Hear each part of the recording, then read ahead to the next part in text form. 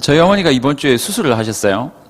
뭐 이렇게 비 오는 날 걷다가 와장 넘어지셔가지고 다리가 부러지신 것 같아요.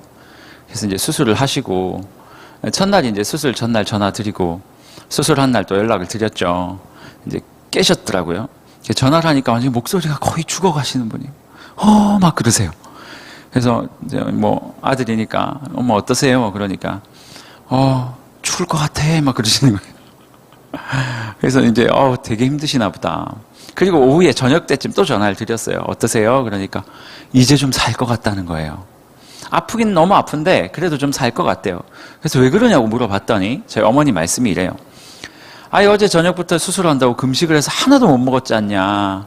그래서 뭐 몸에 기운도 없고 막 그랬는데 이제 수술 끝나고 몇 시간 지나면 죽 주잖아요. 그 죽을 먹고 살 것 같다는 거예요. 여러분 먹어야 살아요. 그렇죠? 어머니 그 말씀을 들으면서 저도 한 2년 전에 수술을 했었는데 그 죽이 얼마나 달던지 몰라요. 결국 그래요. 우리 육신도 음식이 들어가고 그 음식의 힘에 힘입어. 그 음식의 힘 때문에 우리가 또 살아가는 건데 신앙도 영적인 것도 마찬가지예요. 하나님의 말씀을 먹고 그 말씀의 힘이 우리 가운데 있지 않으면 살 수가 없어요. 수술한 환자도 육신의 양식을 먹으니 몸에 힘이 생기고 그 힘으로 수술된 부위가 또 낫고 하는 거거든요. 우리도 마찬가지예요. 여러분 한 학기 어떻게 지내셨고 방학 동안 또 어떤 시간 보내셨습니까? 여전히 그냥 코로나 때문에 너무 힘들어요. 맞아요. 힘들죠. 하지만 그것 때문에 우리가 하나님을 향한 마음과 하나님께 나아가는 이 모든 것들, 영적인 양식들을 혹시 내려놓고 살지 않았나 한번 돌아봤으면 좋겠어요. 여러분 영적인 원리 특별한 거 없어요. 육적인 원리랑 똑같아요. 잘 먹으면 건강해지는 거예요. 많이 먹으면 건강해지는 거예요. 목사님 많이 먹으니까 살찌던데요. 안 좋은 걸 많이 먹어서 살찌는 거예요. 좋은 걸 많이 먹고 운동하면 건강해지는 거예요. 우리 말씀도 똑같아요. 하나님 말씀 많이 먹고요. 좋은 하나님 말씀 먹고 그 말씀 가지고 열심히 살아내면 영적으로 막 근육이 떡떡떡 붙을 거예요. 배에 막 초콜릿 근육 왕자가 막 빡 생길 거예요. 그러니 우리 2학기 때 다른 거 하지 말자고요. 하나님의 말씀 보고 하나님 말씀 앞에서 여러분의 삶을 되돌아보면서 진짜 하나님께서 주시는 은혜로 우리의 삶을 좀 극복해 나가는 우리가 됐으면 좋겠어요. 얼마 전에 우연히 한 책을 알게 됐어요. 그림책이에요. 아이들 보는.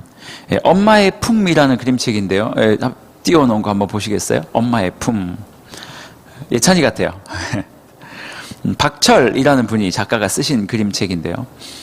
저 아이가 몇 살이냐면 초등학교 1학년이니까 8살짜리 아이를 이제 주인공으로 딱 잡아가지고 저 아이의 글을 쓴 거예요. 내용은 되게 간단해요. 이제 더위 속에서 엄마가 엄청 열심히 일을 하고 있으니까 밭에서 일하는 엄마를 위해 가지고 주전자에다 시원한 물 하나 이렇게 떠가지고 엄마한테 시원한 물 갖다 준다고 8살짜리 아이가 집을 나선 거예요. 그래서 엄마를 이제 찾아가는 과정이에요. 첫 번째, 두 번째 사진 한번 보여주시겠어요? 뭐 너무 좋아요. 뭐 들도 좋고 산도 좋고 막 아주 그냥 건방진 폼으로 이렇게 하나 탁 손이 꼽아 넣고 막 주전자 들고 꽃 보면서 막 싱글벙글하면서 가는 거예요. 뭐가 즐거웠을까요? 하늘도 좋았고 다 좋겠죠. 엄마 만나러 가는 것도 좋았을지 몰라요. 그렇게 열심히 가고 있었어요. 그런데 그 다음 장면이요. 하늘을 보니까 글쎄 먹구름이 오네요. 뭐라고 적혀있냐면 이렇게 적혀있어요. 하늘 얼굴색이 이상하다. 파란 하늘이 갑자기 잿빛으로 바뀌면서 멀리 행주강 쪽에서 먹구름이 몰려오기 시작했다. 온 세상이 갑자기 어두워진다. 어떻게 해요? 갑자기 어두워진다. 네. 아이는 갑자기 다가온 비구름에 깜짝 놀라가지고 고민을 하는 거예요. 다시 돌아갈까? 아니면 엄마에게 빨리 걸어가야 되나? 갈등을 했나 봐요. 네. 그 다음 장면이요. 비가 오기 시작했어요. 너무나도 강한 폭우가 막 내리기 시작한 거예요. 8살짜리 아이예요. 이렇게 말해요. 서둘러 논길을 걸었다. 미끈거리는 고무신이 자꾸 발바닥을 벗어났다. 가슴이 조여오고 몸이 젖을수록 겁이 났다. 비는 더욱 거칠게 쏟아졌다. 한참을 달리다 이쯤이다 싶어 걸음을 멈추고 주위를 둘러봤을 때 온통 빗줄기만 휘청거릴 뿐 엄마는 보이지 않았다. 그리고 이 아이가 절규하기 시작해요. 엄마, 엄마. 이렇게 하지 않았겠죠? 엄마! 이런 목소리는 아니었을 텐데 엄마! 엄마! 막 그랬겠죠? 8살짜리니까 엄마! 엄마! 먹구름과 비바람과 장대비가 무서워 있는 힘을 다해 엄마를 불렀다. 결과는 어떻게 됐을까요? 1번, 결국 엄마를 만나지 못해서 혼자 살았다. 2번, 엄마를 만났다. 당연히 2번이겠죠. 이 아이가 엄마를 만나게 됩니다. 그러면서 끝나요. 마지막 장면이요. 엄마를 만난 거예요. 엄마를 만났는데 이렇게 기록되어 있어요. 엄마는 볼을 비비고 바라보다 나를 꼭 안았다. 너무 추워서 덜덜덜 떨던 나는 엄마 품에 안기자 비가 그치는 것 같았다. 세상이 갑자기 따뜻해졌다. 엄마는 새로 낳은 달걀처럼 맑아진 내 얼굴을 바라보다가 얼굴을 감싸고 다시 한번 안아주었다. 네, 됐습니다. 여러분, 이 한 아이의 이 심경을 좀 이해하시겠어요? 엄마에게 시원한 물 한 잔 갖다 주기 위해서 출발했던 그 여정인데 자기가 생각지 않았던 그 순간에 비가 막 쏟아져 내려오기 시작하는 거예요. 8살짜리가 얼마나 무서웠을까요? 아무리 달려도 막 고무신은 벗겨지고 몸은 너무 춥고 무섭고 떨리고 엄마는 보이지도 않고. 여러분, 이 아이가 엄마를 찾아갔을까요? 엄마가 이 아이를 찾아왔을까요? 글쎄요. 엄마가 찾아오지 않았을까요? 어쨌든 이 아이가 그렇게 그토록 바라던 엄마, 그 두려움 속에서 엄마를 찾았던 그 엄마를 만나게 된 거죠. 그리고 나서 엄마 품에 안겼어요. 안기고 난 다음에 어떻게 됐다고요? 여전히 비는 오고 있었어요. 그런데 마치 비가 그치는 것 같았다. 그리고 세상이 따뜻해지는 것처럼 느꼈다. 여러분 어떠세요? 여러분에게는 이런 피난처가 있습니까? 이런 엄마의 품이 있으세요? 혹시 엄마의 품에 안겨본 적 언제세요? 어렸을 때 기억이 나요. 아주 너무나도 오래전 이야기였는데 저는 어렸을 때부터 겁이 많았어요. 지금도 겁이 많아요. 덩치는 큰데 겁이 많아요. 그래서 가끔은 요즘 저 걸어 다니잖아요. 걷다가 뒤에서 누가 이렇게 쑥 발자국 소리가 들리면 무슨 생각을 하냐면 찌르면 어떻게 피하지? 뭐 이런 생각을 해요. 뭐 혼자. 이렇게 피할까? 저렇게 피할까? 내 뒤에 있는 노트북이 나를 지켜주겠지? 혼자. 앞에서 무서운 아저씨가 이렇게 걸어오시면 물론 그분은 저를 더 무서워할지도 몰라요. 아저씨가 걸어오시면 뭐 좋은 분이겠지? 괜히 이렇게 쓱쓱 쳐다보기도 하고 또 때때로는 뭐 이렇게 자매님들이 걸어가면 그분들이 또 저를 무서워할까 봐 일부러 막 빨리 걸어가서 옆으로 지나가는데 아마 그게 더 무서웠을지도 모르겠네요. 어렸을 때부터 겁이 많았어요. 그래서 어머니 아버지가 집만 비우면 이제 형, 누님 뭐 이렇게 해서 3명이 저희 집 식구니까 왜 그렇게 무서워요 밤만 되면. 그래서 이불을 뒤집어 쓰고 있어도 너무 무서웠어요. 무슨 꼭 귀신이 나타날 것 같아가지고. 그때 어머니 아버지가 들어오시고 엄마의 품에 딱 안기면 희한하게도 무서움이 싹 사라지는 것들을 저는 어려서 너무나도 많이 경험을 했거든요. 여러분은 그런 적 없으세요? 엄마의 품 너무 오래됐죠? 오늘 집에 가시면 어머니랑 같이 사시는 분이 있으면 다시 한번 어머니 품을 한번 탁 안겨보세요. 물론 지금은 어머니가 저희들한테 안기겠죠. 조금 포지션을 달리 해가지고 이렇게 숙이고 한번 탁 안겨보세요. 그 마음이 어떨지. 여러분은 지금 이 엄마의 품과 같은 피난처가 있습니까? 여러분이 힘들고 어렵고 그 장대비가 쏟아지는 인생을 살아갈 그 가운데 힘들 때마다 찾아가고 나를 기대고 의지할 수 있는 그 피난처가 있습니까? 혹시 그 피난처가 없어 그냥 힘들 때 여기 기웃 저기 기웃 여기 쭈뼛 저기 쭈뼛 그냥 내 이 고통을 좀 누군가가 좀 도와주지는 않을까? 그렇게 이렇게 왔다 갔다 사람들에게 의지하다가 도리어 상처받고 돌아서고 제가 늘 이야기했잖아요. 언니 제가 이게 아무한테도 얘기하지 마세요. 제가 사실 이게 힘들어서요. 일주일 안에 자기 귀로 들어오잖아요. 상처받고 막. 왜 내가 힘들다는 얘기를 했는데 왜 그 얘기를 또 언니는 또 말을 딴 사람들에게 했을까? 오늘 사실 본문에 있는 이스라엘 백성들이 딱 이 상황이었어요. 처음에는 주님을 위해 살기 시작했어요. 그런데 어느덧 자신들의 인생에 장대비 같은 비가 쫙 내리기 시작하는 거예요. 그리고 열심히 뛰었어요. 하지만 어디를 둘러봐도 보이질 않아요. 하나님이 보이질 않아요. 오늘 우리가 함께 읽은 에스겔은요, 이스라엘 백성들이 하나님께 범죄해서 바벨론 포로로 끌려갔을 상황이었어요. 그 시대였어요. 그들이 모두는 아니에요. 일부 백성들, 꽤 많은 백성들이 바벨론에 끌려갔어요. 그리고 들리기에 예루살렘 성전도 파괴되었더라라는 이야기도 들리고, 또 뭐 여러 가지 아무튼 힘든 상황이었어요. 그들은 하나님에게 징벌을 받았고 그 죄로 말미암아 지금 포로 생활을 하고 있는 도중이었어요. 심지어는 이 환상, 에스겔이라는 이 환상을 어디서 받았냐면 그발 강가라고 하는 바벨론에 있는 한 강가에서 에스겔이 하나님을 만나 들은 환상이에요. 기가 막히죠. 예루살렘에 계셔야 되고 법궤 위에 계셔야 될 하나님이 이방 땅인 바벨론까지? 그들의 삶이 어땠을까요? 그들의 삶을 잘 묘사해 주는 게 오늘 본문 34장 1절에서 6절까지거든요. 참 신기해요. 하나님 뭐라고 말씀하시냐면 목자들을 막 뭐라고 하시는데 4절에 보면 이렇게 말하고 있어요.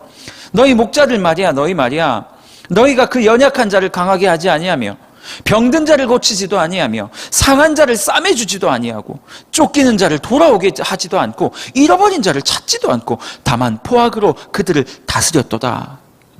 이게 지금 이스라엘 백성들의 상황이었어요.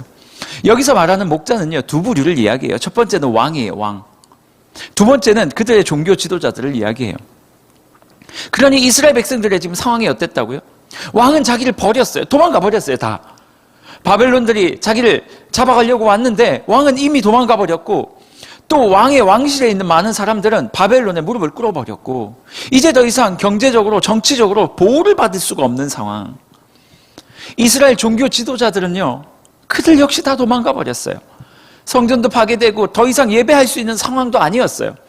그러니 이스라엘 백성들은 바벨론이라는 나라에 그저 잡혀가서, 포로로 잡혀가서 그 낯선 땅에서 낯선 사람들 사이에서 노예로 살아가고 있게 된 거예요. 얼마나 힘들었을까요? 물론 뭐 로마의 노예처럼 살지는 않았을 거예요. 그들이 그곳에 가서 열심히 경작을 했겠죠. 엄청 많은 양을 다 세금으로 냈을 거예요. 뭐 땅도 없고 집도 없으니 뭐 자기 땅도 아니니 얼마나 많은 것들을 세금으로 냈겠어요. 알지도 못하는 사람들 사이에서 이방인이 되어서 그렇게 힘겹게 살아가고 있는 게 바로 그들의 삶이었어요. 마치 빛 속에 있는 이 아이와 같은 똑같은 그 삶이었단 말이에요. 생업 거의 불가능했어요. 교육은요, 자신의 자녀들은요, 원래 이스라엘 백성들의 교육은 누가 담당했습니까? 부모님이요? 맞아요. 그것도 맞는데 교육을 누가 또 담당했냐면 레위인들이 했다고요. 아이들을 데리고 와서, 어느 정도 나이가 된 아이들은 데리고 와서 그들에게 하나님의 율법을 가르치고 말씀을 가르쳤어요. 부모들도 물론 가르쳤겠죠. 이제는 그들을 가르쳐줄 레위인도 제사장도 더 이상 자신들 옆에 없어요. 최악의 상황이었어요. 얼마나 힘들었을까요? 얼마나 힘들었을까요? 일제시대 때 우리나라 사람들의 삶을 한번 영화 같은 데 많이 봤잖아요. 책에서도 많이, 역사책에서도 봤잖아요. 그런 삶을 떠올리면 그 정도 됐을까요? 아니, 그래도 일제시대 때는 우리나라였잖아요. 우리가 어디 알지 못하는 나라로 잡혀가서 살아갔다고 생각을 해보세요. 그들이 갑자기 당하게 된 그 고난이 얼마나 힘들었을까요? 그런데 여러분, 진짜 이스라엘이 고통스러워했던, 진짜 그들이 힘들었던 게 뭔지 아세요? 무슨 돈을 적게 벌고 교육을 못 받고 그것도 힘들었을 거예요. 고향에 너무 가고 싶고 그것도 힘들었을 거예요. 근데요, 이스라엘 백성들이 진짜 힘들었던 건 뭐였냐면 하나님 앞에 더 이상 예배할 수 없는 것이었어요. 예배가 단절되어 버렸어요. 또 하나 힘든 게 뭐였냐면 하나님을 향한 실망감이었어요. 하나님, 우리 선민이라면서요. 맞지? 아니, 하나님께서 분명히 얘기했잖아요. 아브라함, 우리 조상 아브라함을 선택해가지고 이삭 이렇게 하면서 우리 조상들을 쭉쭉 나오면서 하나님께서 약속하시고 또 약속하시고 또 약속하시고 출애굽시키시고, 그렇게 우리나라를 사랑하고 우리를 선민이라고 만드셨고 그렇게 우리와 함께 하겠다고 말씀하신 약속이 율법에 얼마나 많은데, 진짜 맞아요? 우리 하나님 맞아요? 우리 선민 맞아요? 근데 왜 우리가 지금 여기서 이러고 있는 거예요? 하나님 너무 큰 실망이에요. 얼마 전에 들으니까 예루살렘 성전도 파괴됐다면서요. 그 하나님 집이잖아요. 하나님 살아계신 분 맞아요? 성전도 파괴될 때까지 하나님 뭐 하고 계셨어요? 우리 이렇게 아픈데 지금 뭐 하고 계시는 거예요? 저는 하나님 믿지 못하겠네요. 느껴지지가 않아요. 하나님이 아무리 사랑한다 해도 내 피부에 와 닿질 않아요. 하나님이 뭐 우리의 피난처라고요? 무슨 피난처예요? 보이지도 않는데, 느껴지질 않는데. 사랑한다 해놓고 아무런 조치를 하지 않는 하나님을 향한 실망, 의심, 이것들이 이스라엘 백성들을 더욱더 괴롭게 했다라는 거예요. 여러분 이해되세요? 갑자기 폭풍우를 만났는데 엄마가 없어진 8살짜리 아이의 상황이 되어버린 거예요. 저는 이스라엘 백성들을 하나도 욕하고 싶을 마음이 없어요. 우리 같으면 안 그러겠냐고요. 저 같으면 더 했을 것 같은데요. 저 같으면 더 무서웠을 것 같은데요. 엄마가 갑자기 사라져 버렸어요. 폭풍우가 막 몰아치는데 내 손을 붙잡고 나를 끌어안고 달려가야 할 엄마가 없어요. 한 번도 떨어진 적이 없었는데. 엄마? 엄마? 우리 예찬이가 맨날 그래요. 제가 가끔 장난친다 그랬잖아요. 백화점 같은 데 가서, 요즘에는 못 가지만 이렇게 숨어있으면 예찬이가 아빠? 아빠?까진 괜찮아요. 조금 더 강도가 세져요. 아빠? 아빠! 이렇게 되는 거예요. 그때 제가 뭐 하는 줄 아세요? 예찬아 아빠 여기 있어! 막 이러면서 뛰어와서 안겨요. 근데 지금 이 상황은 어떤 상황이냐면 엄마? 엄마! 엄마! 엄마! 엄마! 뛰어오질 않는 거예요. 하나님이 보이질 않는 거예요. 비만 더 내리기 시작하는 거예요.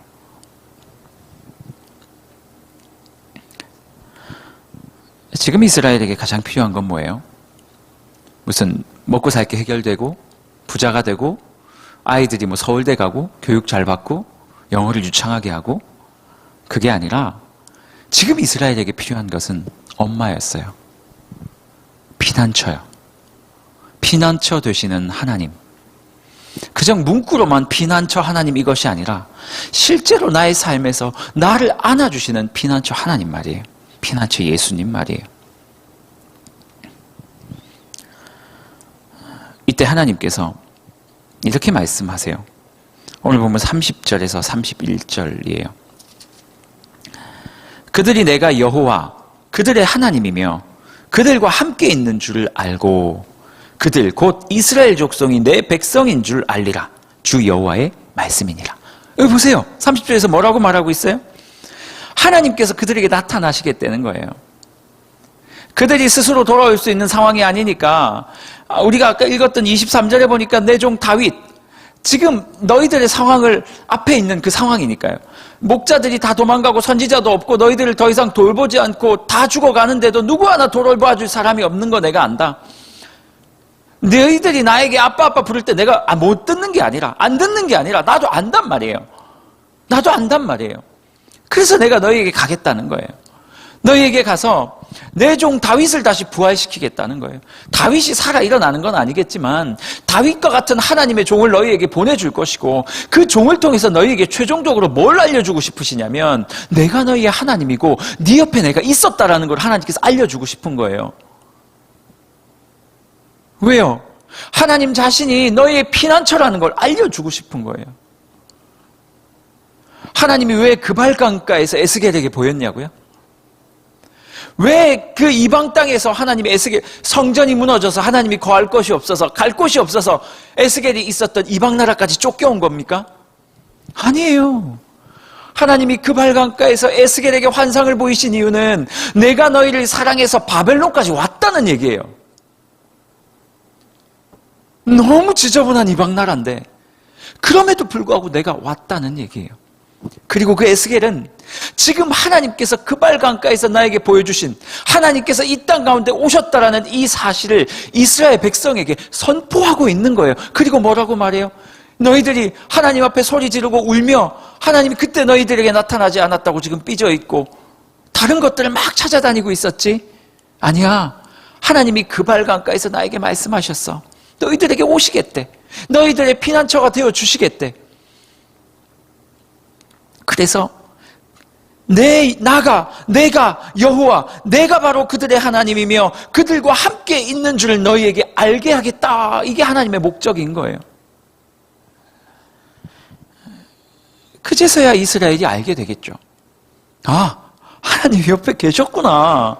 그 그발 강가, 맨날 내가 거닐던 그 힘들어서 울던 그 강가에 그 강가를 거닐면서 도대체 나는 누구에게 의지해야 되지?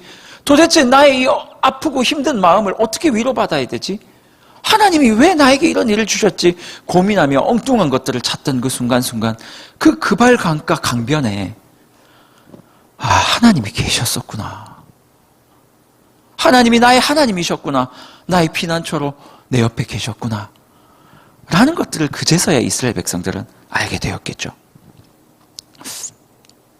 여러분, 하나님이 왜 에스겔을 통해서 이렇게 강하게 얘기하시겠어요? 내가 너희의 하나님임을 알게 하겠다라고 왜 강하게 얘기하겠어요? 이유는 한 가지죠. 그들이 하나님을 자신의 하나님이 아니라고 생각하고 있었으니까. 너무 힘든데 하나님을 찾지 않고 있었으니까. 실망하고 의심하고 내가 주님 앞에서 어떻게 살았는데 나한테 하나님 이러실 수 있어요?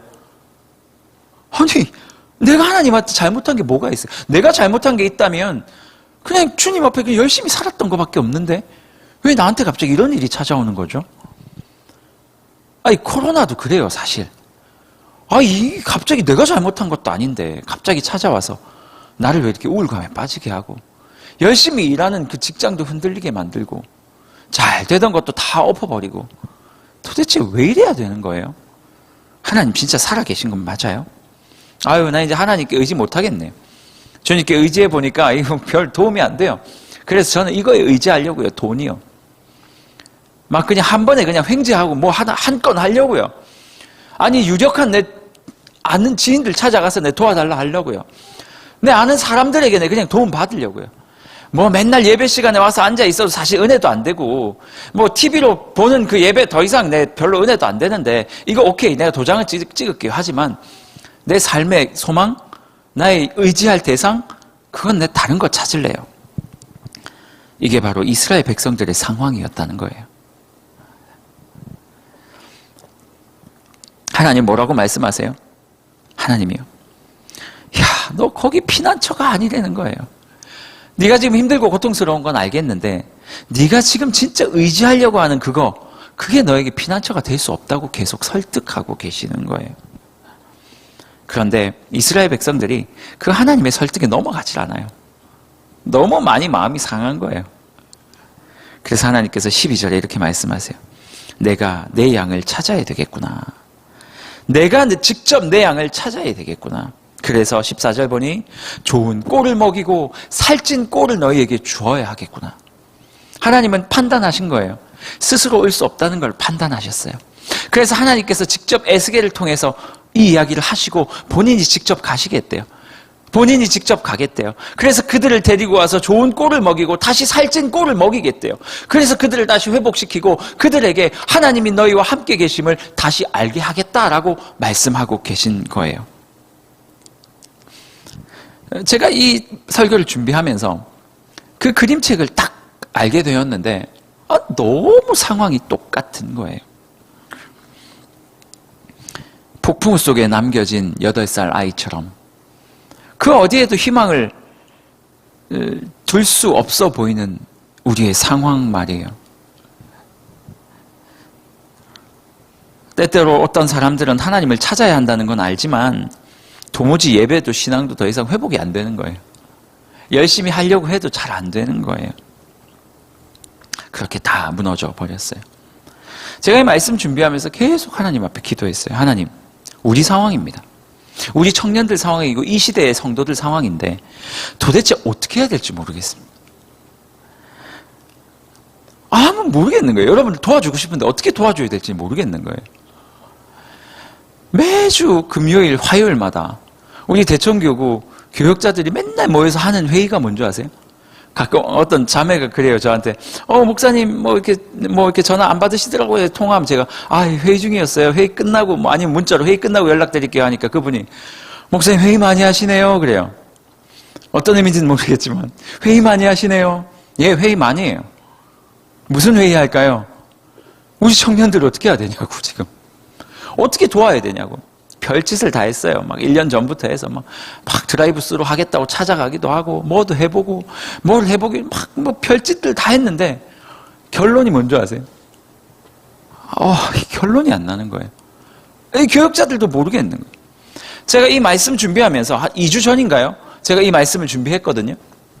말씀을 준비하면서 어떻게든 청년들을 좀 돕고 싶고 막 그런 마음이 들어가지고 제가 갑자기 어느 날 리더들에게, 엘더들에게, 우리 또 국장들에게 우리 자영업자들 너무 힘드니까 드라이브 스루를 하겠다고 제가 얘기를 했어요. 뜬금없이 할렐루야 이러고 나서 그냥 드라이브 스루를 해야 되겠다고 조사해달라고 자영업자. 그리고 신방 받길 원하지 않는 사람 원하는 사람 조사해달라고. 막 받기 싫은데 드라이브 스루니까 사실 뭐 들어갈 수도 없고 그냥 오는 거 싫은데 또 가는 것도 예의가 아니니까 그래서 조사를 해달라 그랬어요. 이제 곧 갈 거예요. 뭐 나름대로 마음이 너무 아프니까 어떻게든 돕고 싶은데 할 수 있는 게 없으니까 또 가고 근데도 사실 이게 근원적인 도움은 안 될 것 같은 거죠. 하나님께 계속 얘기했어요. 하나님 도대체 어떻게 해야 됩니까? 어떻게 해야 됩니까? 그때 하나님께서 하신 말씀이 이거예요. 야, 장 목사 네가 뭘 하냐? 내가 할 거야 그러시는 거예요. 내가 그들의 하나님인 것을 그들에게 알리고 내가 그들의 유일한 피난처임을 알려줄 거야. 그 목사님이 하나님 저는 뭐 하면 되는데요? 너 하던 거 해. 열심히 말씀 전하고 기도하고 청년들을 위해서 뭐라도 할 수 있는 거 해. 내가 할 거야. 여러분 하나님이 진짜 우리의 피난처 되심을 아셨으면 좋겠어요. 솔직히 제가 도와줄 수 있는 것도 없고 사람들이 할 수 있는 것은 한계가 있어요. 하지만 한계가 없는 한 분이 계시죠. 그게 바로 우리 여호와 하나님, 우리 예수 그리스도시여요. 엄마의 품이란 저 책에 딱 보면 그래요. 엄마가 아이를 만났어요. 아이가 엄마를 만났어요. 그토록 울면서 막 돌아다니면서 아이를 만났어요. 근데 참 그래요. 비바람은 멈추지 않았어요. 아까 그 그림 보면 아시죠? 비바람은 멈추지 않아요. 그런데 그 아이가 뭐라고 고백해요? 추위를 떨던 나는 엄마 품에 안기자 비가 그치는 것 같았다. 비가 그치는 것 같았다. 비바람은 멈추지 않았어요. 세상이 갑자기 따뜻해졌다. 비가 그치는 것 같았어요. 안 그쳤다는 얘기예요. 그런데요, 실제로 따뜻해졌다. 따뜻해지는 것 같았다가 아니라 따뜻해졌다라고 이야기를 해요. 상황은 그대로였어요. 막 비바람이 치고 막 난리도 아니었어요. 그런데 엄마의 품에 안기게 되는 그 순간 세상이 따뜻해져 버렸어요. 그냥 따뜻해졌어요. 이게 우리의 고백이 되면 좋겠어요. 사람들에게 있어서 어떤 것을 원하고 요구하고 그들에게 기대는 게 아니라 오직 예수 그리스도를 통해서만이 온기를 찾을 수 있으니까, 오직 그 예수 그리스도만이 우리에게 그 따뜻함을 줄 수 있으니까 피난처 되신 예수 그리스도께 가는 우리가 됐으면 좋겠어요. 이 학기 다른 거 필요 없고요. 딱 두 가지 하나님께서 제 마음에 이 마음 주셨거든요. 회복이다. 회복. 하나님 뭘 회복해요? 뭘 회복하기는? 피난처 되신 나 예수 그리스도, 그 예수께 나아가는 거 예배 회복하고, 또 너희가 회복이 된 다음에 하나님께서 말씀하시는 사명의 자리로 가면 좋겠구나. 여러분, 상황이 해결돼서 평안을 얻는 게 아닙니다. 하나님을 만나고 예수 그리스도의 품에 딱 안겼을 때 그때야 비로소 평안을 만나는 거예요. 정말 우리 이번 2학기는 유일한 우리의 피난처 되신 예수 그리스도를 찾는 학기가 되었으면 좋겠어요. 그것을 위해 나아가는 거예요. 목사님 어떻게 하면 되는데요? 목사님 어떻게 하면 되는데요? 제가 요즘 다이어트 하고 있거든요. 맨날 1년에 한 번씩 꼭 이야기하죠. 왜냐하면 그 이야기는 1년에 한 번씩 꼭 90kg를 찍는다는 얘기예요. 또 이제 휴가 끝날 쯤 되니까 몸이 또 한 90kg 되더라고요. 그래서 이렇게 하면 안 되겠다. 허리가 살짝 아파오더라고요. 그래서 요즘에 운동도 못하니까 이러면 안 되겠다 해서 걷기 시작했어요. 뭐 음식 조절을 많이 하진 않고 일단 걸었어요. 뭐 처음엔 그냥 걸었어 뭐 이런 노래도 있긴 한데 그냥 걸었어요. 벌써 한 2달, 3달, 2달 정도 됐겠네요. 이제 왔다 갔다 걷고 있는데 참 신기해요. 음식 조절을 그렇게 많이 하진 않아요. 과자는 좀 끊긴 했지만. 그런데 희한한 게요. 처음엔 잘 안 빠지더라고요. 근데 요즘에는 하루에 한 이틀 되면 뒷자리 하나가 바뀌어 있어요. 1kg씩 빠져요. 한 2, 3일에 1kg씩. 제가 치팅데이를 한 3일 정도 하거든요. 그래서 한 4일 정도는 조금 조절하고 한 3일은 몸을 속이려고 치팅데이를 막 하고 또 한 4일 좀 그렇게 걷고 막 그래요. 근데도 그럼에도 불구하고요. 살이 조금씩 빠져가는 거예요. 그래서 제가 알았어요. 아, 내 몸에 이 몸의 대세가 바뀌었구나. 찌는 것에서 빠지는 곳으로 바뀌었구나. 여러분, 하나님을 만나고 피난처 대신 예수 그리스도께 가는 거 어디 가서 소나무 뿌리 하나 뽑는다고 되는 게 아니에요. 왜냐하면 우리의 삶의 방향성이 벌써 하나님을 그냥 잊어버렸어요. 예배는 그냥 습관처럼 드리고 하나님을 잊어버리고 이미 다른 것에 의지하는 습관이 되어버렸어요. 그래서 힘들 때마다 제일 먼저 보는 게 핸드폰이에요.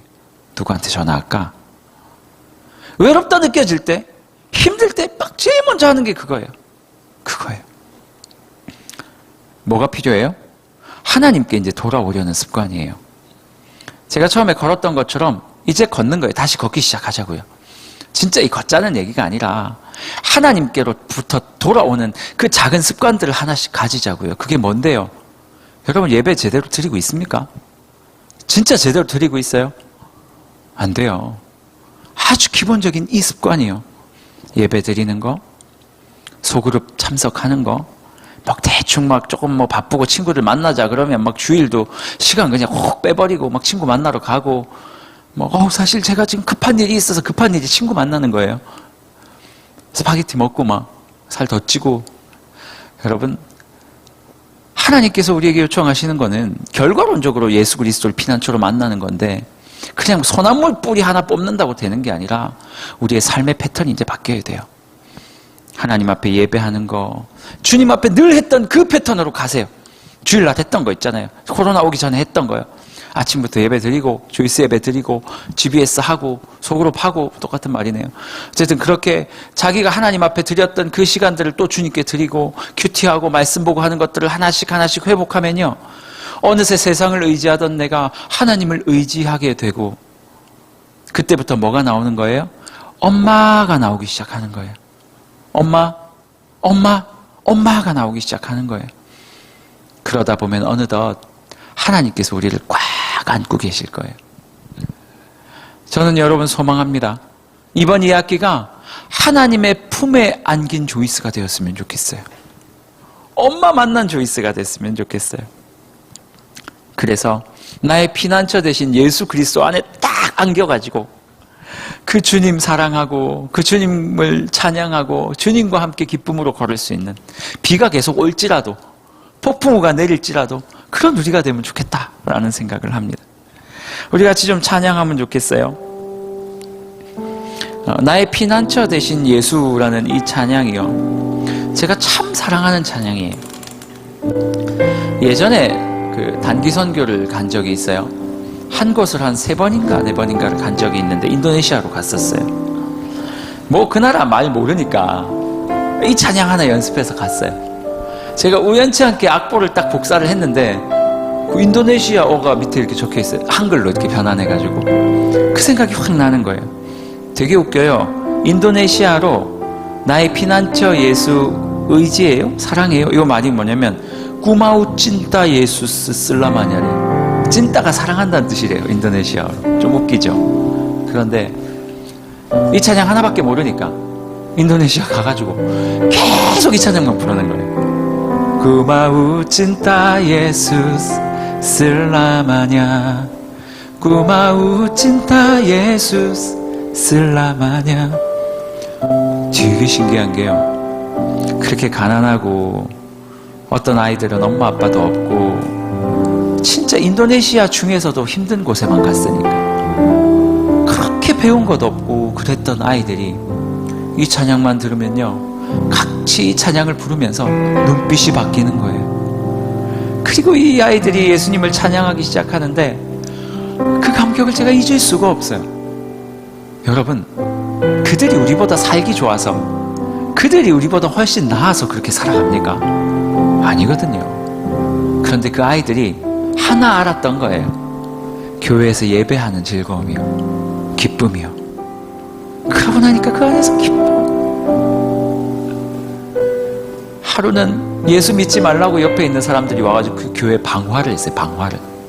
교회가 홀라당 다 탔고 사람도 죽었고 그 교회 목사님 아들 막 아무튼 많은 사람들이 다치고, 그리고 나서 몇 년 뒤에 찾아갔는데 그때 또 모여가지고 우마우 찐따 예수 이러고 있는 거예요. 뭐 때문에요? 비가 안 와서요? 아니에요. 그들이 예수 아니면 살 수 없다는 생각을 가지고 있기 때문에 그런 거예요. 이 영성을 좀 회복하면 좋겠어요. 비가 여전히 내렸지만 세상이 비가 그치는 것 같았다.